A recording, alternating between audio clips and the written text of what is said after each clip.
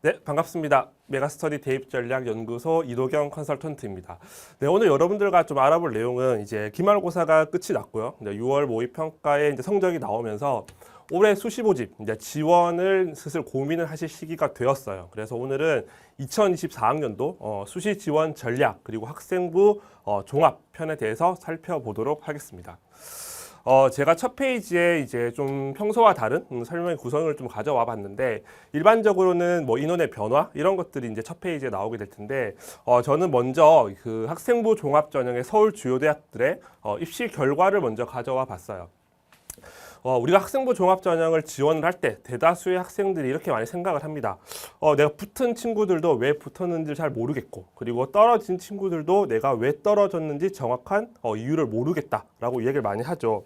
사실 그 이유가 학생부 종합전형은 대학교마다 나름의 평가 기준을 가지고 있습니다. 즉 대학마다 평가 기준이 다르다는 이야기고요. 그리고 또 평가자, 즉 입학사정관 혹은 교수님들의 일부 약간의 주관적인 판단도 들어갈 수밖에 없습니다. 물론 대학에서 일정한 기준을 정해 놓았겠지만 어쨌든 사람이 평가하는 것이기 때문에 주관적인 게 들어갈 수밖에 없죠.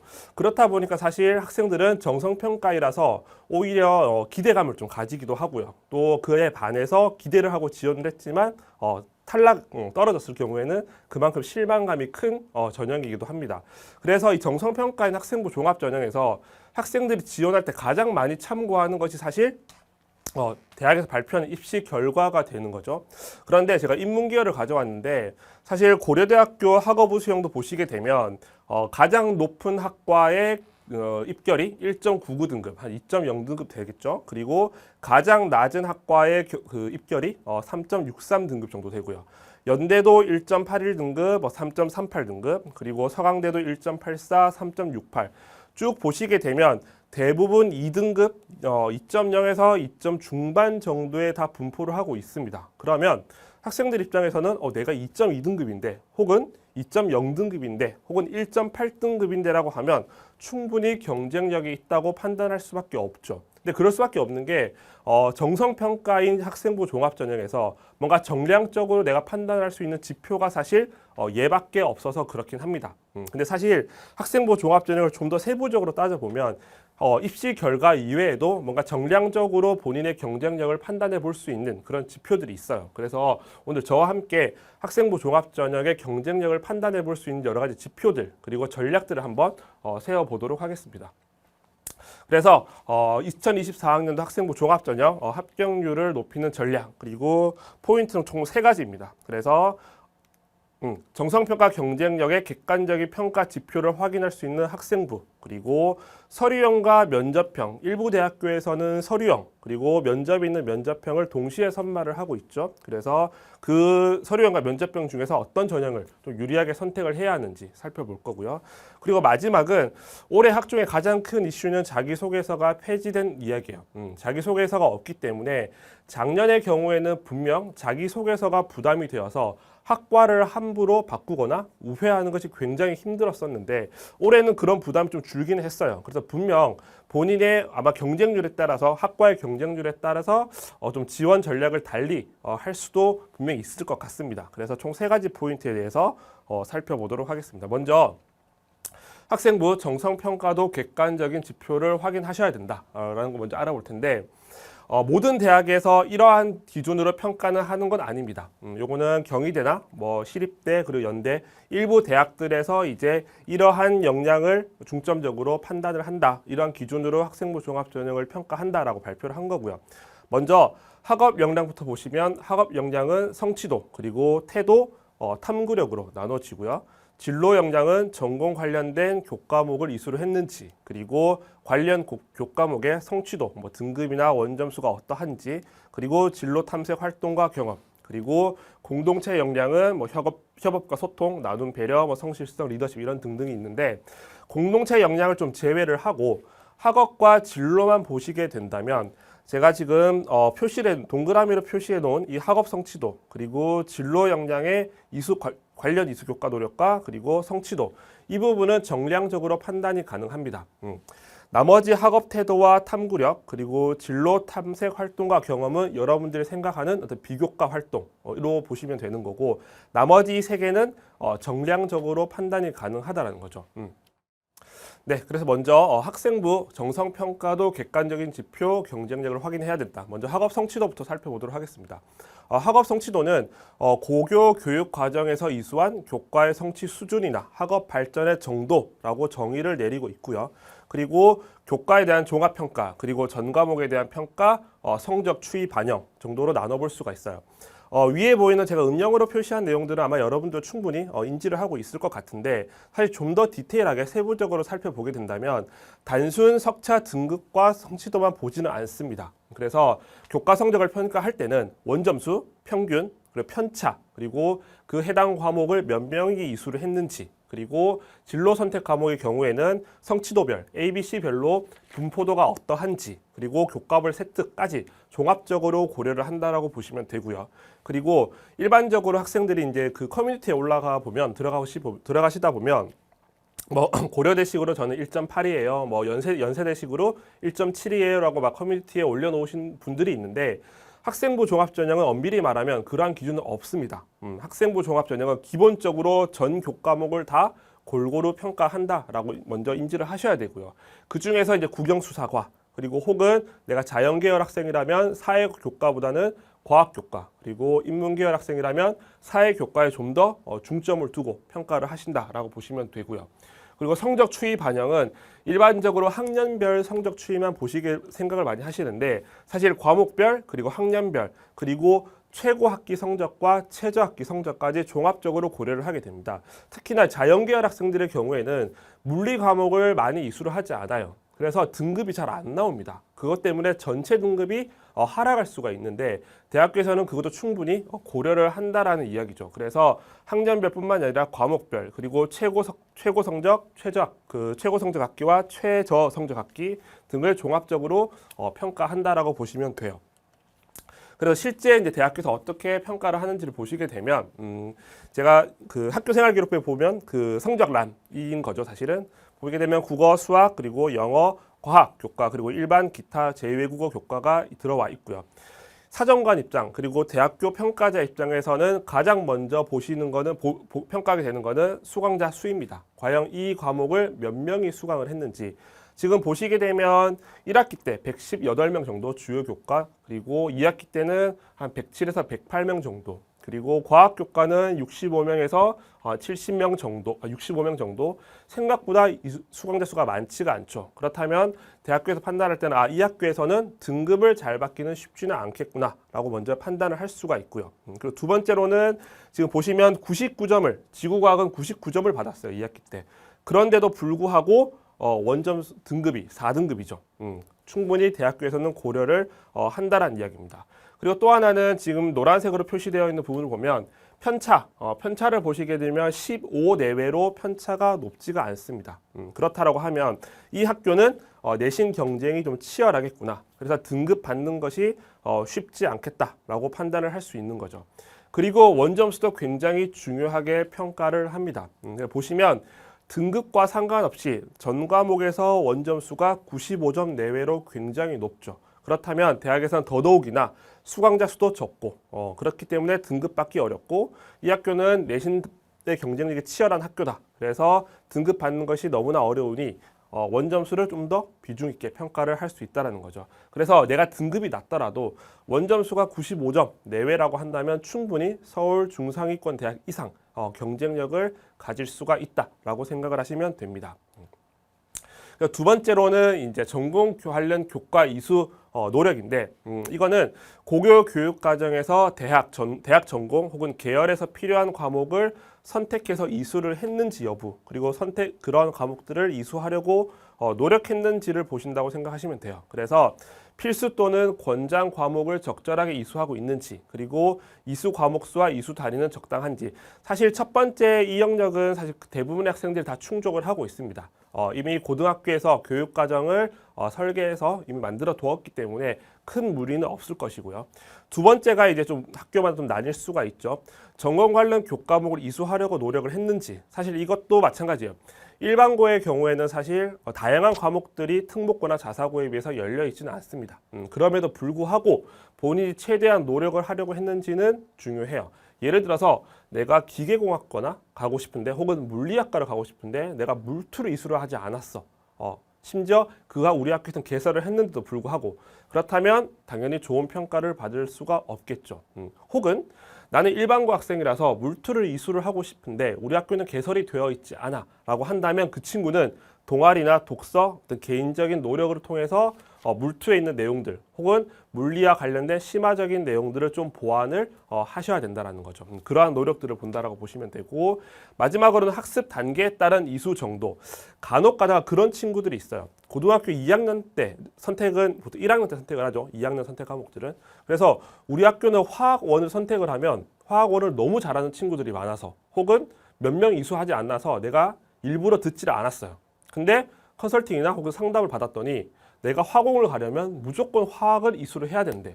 그래서 화원은 이수를 하지를 않고요. 갑자기 고3 때 화투를 이수를 하는 친구들이 있어요. 그게 위계에 어긋난다라고 이야기를 하거든요. 그래서 교과별 학습 단계, 즉 위계에 따라서 적절하게 이수를 했는지까지도 평가를 하는 거죠. 말씀드렸지만 일반고와 특목고는 분명히 이수 과목에서 차이가 날 수밖에 없습니다. 그래서 일반고 학생들은 보통 교과 중심으로 충실히 이수를 하고 개설되어 있지 않는 과목 그리고 심화 내용들은 동아리나 독서, 개인적인 노력으로 보완을 하시면 되고요. 특목고 학생들의 경우에는 다양한 과목들이 개설이 되어 있죠. 그렇다 보니까 그 과목을 충실히 이수를 하시면 된다는 거예요. 그래서 전공 관련 이수 노력은 이렇게 평가를 해볼 수가 있다라는 겁니다. 이 내용은 실제 입학 사정관들한테 이제 물어본 거예요. 만약에 이 학생의 고등학교에서 진로와 관련된 교과목을 개설을 했어. 예를 들어 우리 이 학교는 물투와 화투를 다 개설을 한 거죠. 열어 놓았는데 이 학생이 의도적으로 미수를 했다라고 한다면 어떻게 평가를 할 것이냐에 대해서 평가를 하고 있느냐라고 물어본 건데, 인문 계열의 경우에는 보시게 되면 푸란색, 붉은색으로 표시되어 있는 그 비율이 이제 중대한 감점 비율이에요. 그래서 보시게 되면 인문 계열은 중대한 감점 사유는 한 10% 내외로 그렇게 높지는 않습니다. 않죠. 그래서 상경 계열이 상대적으로 경제를 이수하지 않았을 때 중대한 감점을 약 20% 정도 부여한다. 20% 정도는 중대한 감점 사유라고 응답을 했고, 다른 영역에서는 크게 중대한 감점이라고 보기는 좀 어려울 것 같아요. 대신 경미한 감점 사유는 약 60% 정도로 보여지죠. 그런데 이게 자연 계열로 넘어오면 확 달라집니다. 공학 계열과 의학 계열을 이제 지원하는 친구들이 지구과학을 이수하지 않는 것은 큰 사유는 아니지만, 의학 계열 친구가 생투와 화투를 안 했다면 약 75%는 중대한 감점. 이야기하면 내가 의대를 지원할 건데 화투와 생투를 이수하지 않았다라고 하면 학생부 종합전형의 경쟁력은 매우 낮다라고 보시면 될 것 같고요. 물리와 화학 계열도 물투와 화투를 이수하지 않았을 경우에는 50% 이상이 중대한 감점 사유다. 그리고 전체 100%가 경미한 감점 사유라고 이야기를 합니다. 즉 지금의 학생부 종합전형에서는 올해 자기소개서까지 폐지된 마당에, 그리고 자율동아리가 빠지고요, 독서가 빠지고 수상이 빠지는 이 상황에서는 사실 이수 과목이 가장 중요하다라고 볼 수가 있어요. 그래서 본인의 경쟁력을 판단하실 때, 저도 상담을 할 때 그렇게 합니다. 가장 먼저 보는 건 이수 과목이에요. 희망하는 학과, 거기 학과에 맞는 과목들을 잘 위계에 맞게 이수를 했는지, 최대한 이수하려는 노력을 했는지를 먼저 평가를 하거든요.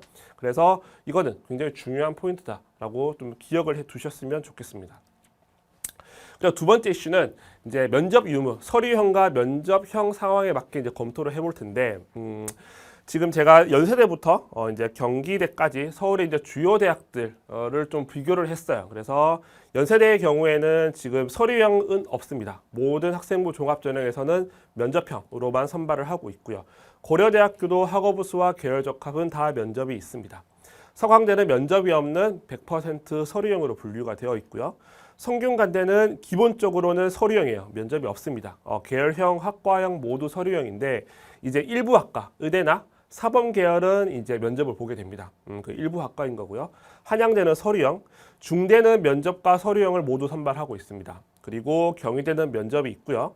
한국외대는 두 개 다 선발을 하고 있습니다. 그러니까 서울시립대도 면접형과 서류형 모두 선발을 하고 있는데 서류형으로 선발하고 있는 경영학과가 전체가 서류형으로 들어가 있어요. 그래서 경영학과와 일부 학과를 소수 학과를 제외를 하고는 모두 면접형이라고 보시면 됩니다.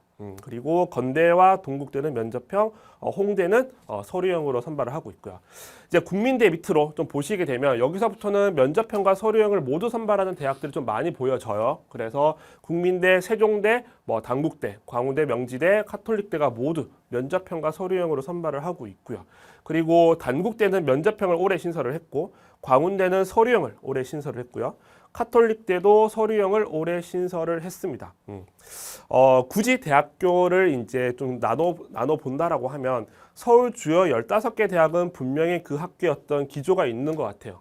나는 이 학교는 서류형 중심으로 뽑고 이 학교는 면접형 중심으로 뽑고 이제 국민대 밑으로는 이제 모두 두 개 면접형과 서류형을 모두 이제 섞어서 선발을 하고 있는데 좀 비교를 해보시면 중앙대의 경우에는 사실 지금은 그 전형명이 올해부터 바뀌었는데 작년에는 다빈치형과 탐구형 있죠. 근데 다빈치형과 탐구형은 중대가 처음 이 두 가지의 전형으로 선발할 때부터 선발하고자 하는 학생들의 성격이 완전 달랐어요. 그래서 다빈치형의 경우에는 올해 같은 경우는 융합형이 되겠죠.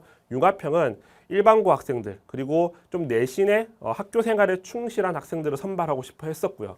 그리고 탐구형은 내신 학업 역량보다는 비교과 활동들, 즉 특목고나 자사고, 좀 비교과에 특화되어 있는 친구들을 선발하려고 만든 전형이에요. 이 학교는 좀 색깔이 명확하고요. 한국외대도 좀 명확한 편이에요. 전국에 있는 모든 외고 학생들은 아마 한국외대를 한 번씩 쓰려고 할 거예요. 모든 외고에서 내신 등급이 내가 4등급 혹은 5등급 정도 되는 친구는 어쨌든 한국외대는 기웃기웃거립니다. 그렇다 보니까 대학교에서 굳이 외고 학생들까지 면접을 보고 선발할 필요가 있을까라고 생각할 수 있겠죠. 워낙 이제 비교과 활동들 우수한 친구들이 많다 보니까. 그래서 이제 굳이 그런 친구들은 서류형으로 좀 많이 넘어가는 편이고 일반고 학생들은 상대적으로 면접형에 좀 더 많이 지원을 하는 편입니다.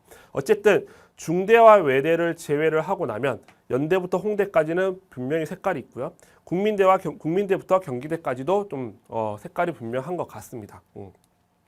그래서 이 두 가지 전형을 비교를 해볼 텐데 먼저 선발인원은 대다수의 대학교에서 면접형이 더 많습니다.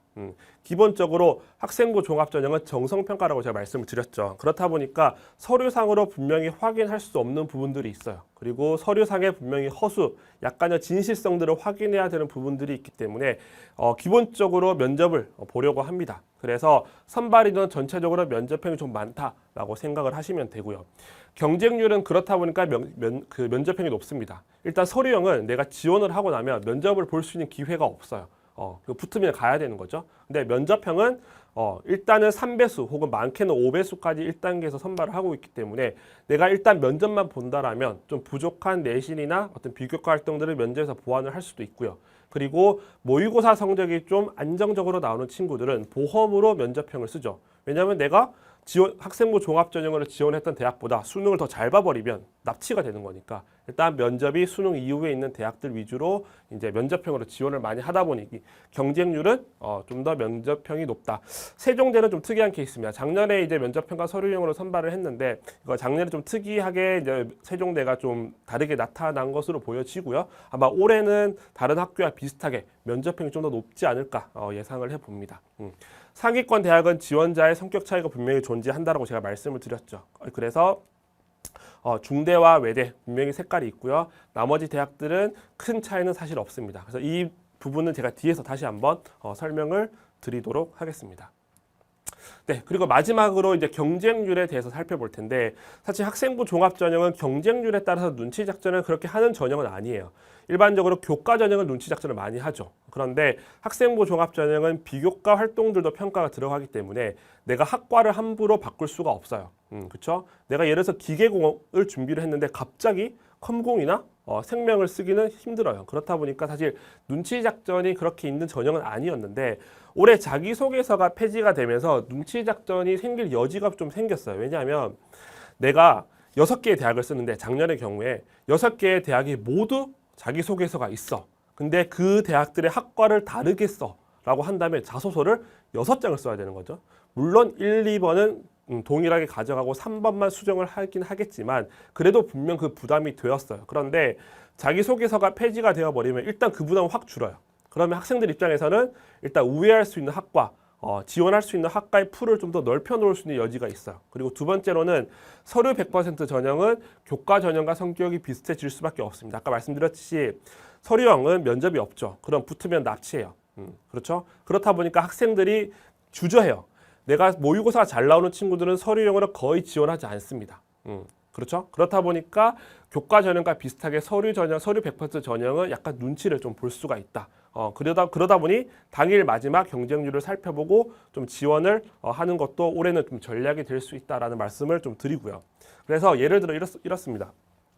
이게 작년에 고려대학교 학업부 수행의 입시 결과를 제가 예를 들어서 가져왔는데 자연계열 일반적으로 지구환경과학 식품공학은 약간 좀 인기가 좀 중위권 학과인 거고요. 인기도로 따지면 수학교육이나 반도체는 굉장히 인기가 높은 학과들이죠. 근데 경쟁률을 보시게 되면 2022학년도 지구환경은 16대 1, 식품공학 19, 수학교육 18, 그리고 반도체가 16이었어요. 근데 작년을 보시게 되면 수학교육과 반도체는 14대 1, 10.5대 1로 더 하락을 했죠.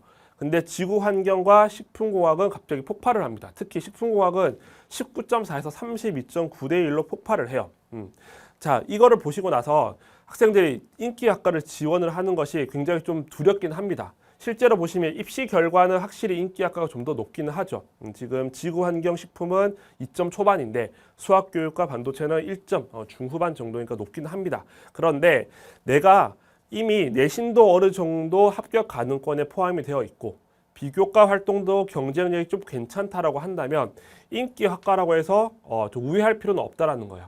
인기 학과라고 해서 반드시 경쟁력이 높은 것이 아니기 때문에 내가 합격 가능권이라고 한다면 그냥 소신껏 지원해라라는 말씀을 좀 드리고요.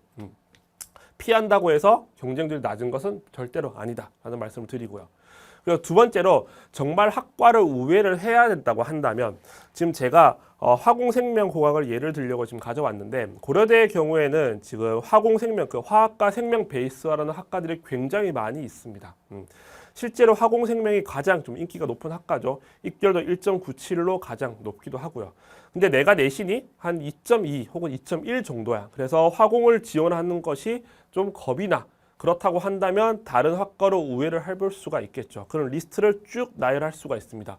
생명공학, 생명과학, 공학, 그리고 식품, 환경생태, 그리고 바이오 이공학, 바이오 시스템, 보건, 환경, 융합.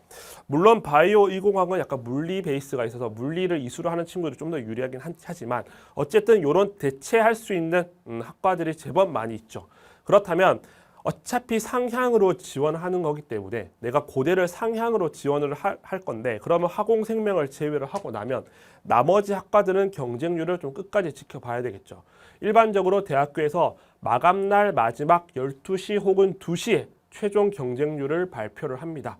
그래서 그 경쟁률을 보고 지원을 하게 될 텐데 물론 예를 들어서 이제 보통 경쟁률을 보고 지원할 때는 올해와 그러니까 전년도를 같은 시간대에 놓고 많이 비교를 합니다. 예를 들어 전년도 식품공학이 예를 들어 전년도 12시에는 15대 1이었는데 올해는 갑자기 8대 1이야 라고 하면 생각보다 경쟁률이 너무 낮죠. 동시간대 비교했을 때. 그렇다면 이 학과는 아마 경쟁률이 폭발할 가능성이 굉장히 높다. 반대로 예를 들어 작년 12시에 생명공학이 23대 1이었는데 올해는 이미 12시를 넘었는데 이미 한 25대 1이다. 좀 더 높았다라고 하면 이 학과는 그렇게 높아질 여지는 많지 않습니다. 그래서 이런 것들은 물론 정확하게 예측할 수는 없겠지만 이런 것들 변수들을 좀 고려를 하고 좀 유념을 해 두시고요. 마지막까지 좀 경쟁률을 지켜보셔라 라는 말씀을 좀 드립니다. 그리고 마지막으로 제가 아까 면접평가 서류형을 비교를 하면서 그러한 동시 선발을 하는 한 학교들은 어떻게 지원 전략을 가져가야 하는지에 대해 설명을 드린다라고 했는데 중앙대학, 한국외대를 제외하고 제가 국민대 작년도 입결을 가져왔어요. 그래서 국민대는 국민 프런티어와 학교생활 우수자를 두 가지 전형으로 학생들을 선발을 하고 있죠. 그래서 제가 행정학과, 정치외교, 사회학과, 법학, 미디어, 광고 홍보를 가져왔습니다. 아까 제가 말씀드렸지만 일반적으로는 면접형이 더 경쟁률이 높다라고 말씀을 드렸죠. 그래서 보시게 되면 행정학과는 지금 국민 프런티어가 면접이 있거든요. 국민 프런티어는 행정학과는 5.2, 5.3 거의 비슷합니다. 근데 정치외교는 8.4, 5.1 국민 프런티어가 높죠. 사회학과도 12.5 대 1, 7.8 그리고 법학도 7.3, 6.7 그리고 미디어는 17.3, 10.5 광고 홍보는 51.9, 29로 확실히 면접형이 높다는 것을 확인해 볼 수가 있어요. 그런데 입시 결과를 비교를 해보면 합격선을 비교를 해보시게 되면 행정학과는 2.58, 2.51 정치외교 2.52, 2.63, 사회학과도 2.73, 61, 그리고 법학은 2.72, 2.64, 미디어는 2.39, 2.46, 그리고 광고 홍보는 3.0, 3.38이요. 좀 더 높은 전형을 보게 되면 학교생활 우수자가 행정학과로 높았고요. 그리고 정치외교학과는 프런티어가 높았고 사회학과와 법학은 생활우수자, 그리고 미디어 전공과 광고 홍보는 프런티어가 높았어요. 딱히 경향성이 보이지는 않습니다. 앞서 말씀드린 중대와 외대는 애초에 그 대학교에서 선발하고자 하는 학생의 어떤 성격, 특성이 완전 달랐기 때문에 확연한 입시 결과 차이를 보여요. 근데 국민대 이하의 대학들, 국민대를 포함한 서울 경기권의 주요 대학들의 경우에는 입시 결과를 보더라도 큰 차이가 나지는 않습니다. 그래서 이런 대학들을 지원할 때는 저도 그냥 경쟁률을 끝까지 좀 지켜보시라고 말씀을 드려요. 입결의 차이는 크게 없습니다. 그렇다고 한다면 지원하는 학생들의 풀 차이도 그렇게 크지 좀 않다라고 볼 수가 있거든요. 그래서 이런 대학들을 지원할 경우에는 경쟁률을 좀 마지막까지 지켜보시는 것이 좀 좋겠다라는 말씀을 드립니다.